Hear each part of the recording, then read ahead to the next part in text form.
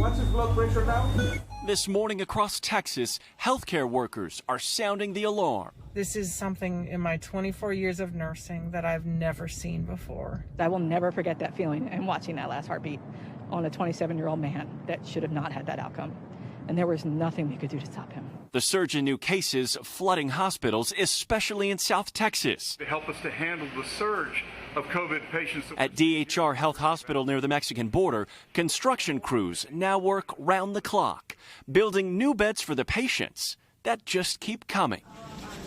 In Houston, with numbers rising, the city's mayor calling the next 2 weeks crucial. We open up quickly, and now what we find is that this virus has reemerged, is surging now, and the numbers are much more, the situation is more devastating now than they were back in the first part of May. Since May, the state's case count has exploded from 29,000 to more than 275,000. Another 10,000 Texans diagnosed with COVID-19 on Tuesday alone. Statewide, hospitalizations have jumped by more than a quarter over the past week, currently topping 10,000 patients.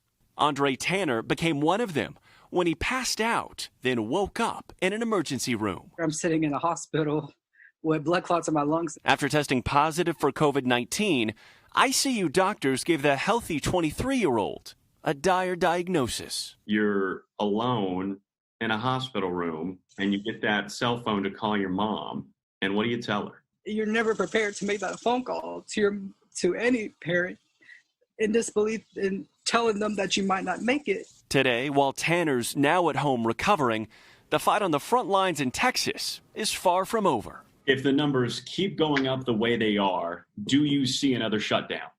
If the numbers keep going up in the way they are right now, if the trajectory continues on that course, then we may not have a choice. Of course, one of the biggest questions of all will be the impact on the upcoming school year. Houston Independent School District, consisting of nearly 250,000 students, expected to make their announcement on just what will be happening in the fall come later this afternoon. Hoda? And Morgan, you know what you're talking about here. You yourself contracted coronavirus. So first of all, how you doing? And just tell us what that was like. Yeah, it's certainly been a bit of a journey, Hoda. I'll never forget losing my sense of taste and smell while sipping a juice about 3 weeks ago. And it really was an unsettling feeling because this virus impacts everyone in such a different way to kind of wake up and wonder what's going to happen next. And I'll say one of the most frustrating parts for me, even though I did have a mild case, I was just kind of mental fog that doctors have told me could be a sign of inflammation in the brain as a result of the virus that made common tasks just a bit more difficult.